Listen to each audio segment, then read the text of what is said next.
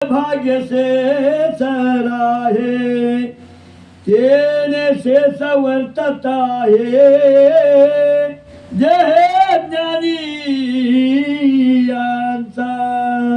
महाराज म्हणाले ज्याचं प्रारब्ध भाऊरावजी सुंदर वय आहे तुम्हाला मी सांगालो आपल्या प्रारब्धामध्ये आपल्याला बदल करता येते एवढा शोभाबाई या पराभक्तीमध्ये परमोच्च सर्वोच्च अधिकार आहे.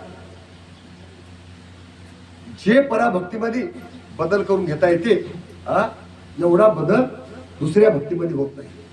दुसऱ्या भक्तीत काहीच होत नाही असं म्हणून नाही. काही होते पण जे पराभक्तीमध्ये होते तेवढं होईल.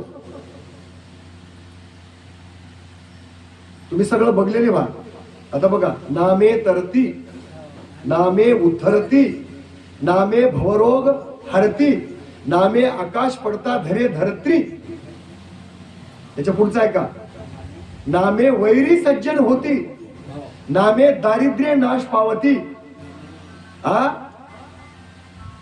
नामे महारोग पंडुरोग हरती दयाळाचे स्मरण करता राजहंस होती दयाळाचे स्मरण करता परमपदाची प्राप्ती.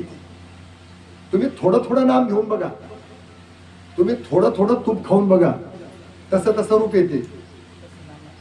लक्षात आलं की आता मला रात्रीचं बोलायचं नाही ते तुमचं तुम्ही बघून घ्या इथला विषय नव्हता. पण तुझं नामच खोटं होय तुझा धर्मच खोटा होय असे काही आदम लोक याला काही वाईट शब्द बोलायचा नाही असे आदम पापी लोक काही भरकटल्यासारखं बोलतात. तर आमच्या लोकांना तशा लोकांच्या संगतीमध्ये जाऊ नये आपला वेळ खराब करू नये. नामाला काय होते माहिती आहे का तुम्हाला सांगू तुम्हाला अनुभव येतात आधी तुमचा दुश्मन सुद्धा तुमचं कौतुक सांगतात मग त्याचं मध्ये जमणार पण काय असलं तरी माणूस माणूसच आहे. लक्षात आलं की वैरी सज्जन होतात.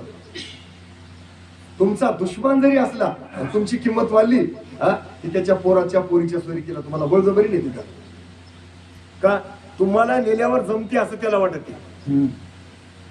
कितीतरी अनुभव सांगतो मी तुम्हाला. लक्षात आलं की तुमच्यासाठी नाही ना ते त्याच्या फायद्यासाठी नेते. लक्षात आलं की त्याला वाटते भाऊरावजीला नेलं तरी इथलं जुळते नाही तर जुळला.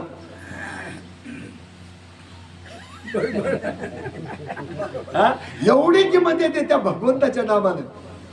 वैरी सज्जन होता. या गोष्टीवर एक मला गोष्ट छोटीशी आठवण सांगतोच. बऱ्याच दिवसापासून एका माणसाचा आपला वैर होता म्हणजे पार्टिशनचा. मग काल परवा त्याच्या पोराची सोयरी जमली ते माणूस आपला जीवलग होता ते पोरीवाला एवढा जीवलग होता की हर गोष्ट आपला भरण्याचा नादातला बरं बाकी काही नाही चोईतपणाचा. मग त्या माणसाने आपलं टेंट बांधायला आलं. मी म्हणलो बा पोराला पण हे माणूस आपल्या घराला कस काय आला तर पोरग मला उत्तर दिलं तसं न बाबा म्हणलं ते मातूरला वेळा आपल्या म्हणजे बसते याही काही सांगून हो म्हणून आलंय म्हणला.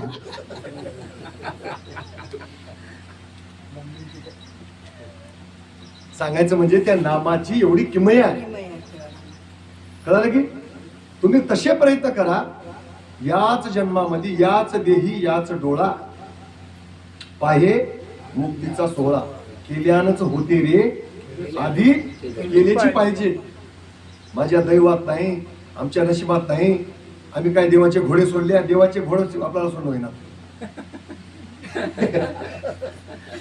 लक्षात आलं की देव कोणाचं वाईट करणार. म्हणून काय सांगाल मी तुम्हाला बापूजी पाटील पळीमध्ये लिहिलेत भाऊरावजी उठून या प्रातकाळी स्मरण करा आनंदाचे. मोठे लोक कशी भाषा वापरतात बघा. उठून या प्रातकाळी स्मरण करा आनंदाचे संचित क्रियामान प्रारब्ध मावळती साची. बघा श्री गुरु कृपे प्रपंच तोची परमार्थ झाला रजू सर्पाचा भास देखता तोही निमाला. आनंद नामाचं शस्त्र घेऊन जाय मोक्षाला मार्गी अर्थळा षडरिपूचा होत नाही तुझला.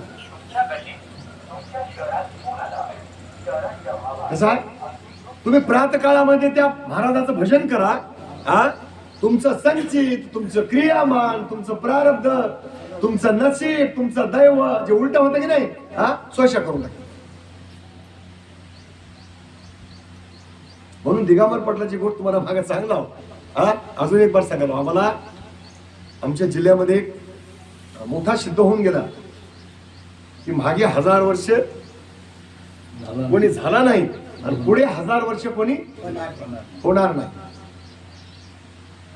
त्या माणसानं आम्हाला एकदा सांगितलं की, मला म्हणले की नागोराव, आजपर्यंत आपण लोकांकडे बघून वागले, आता लोकांना आपल्याकडे बघून वागलं पाहिजे.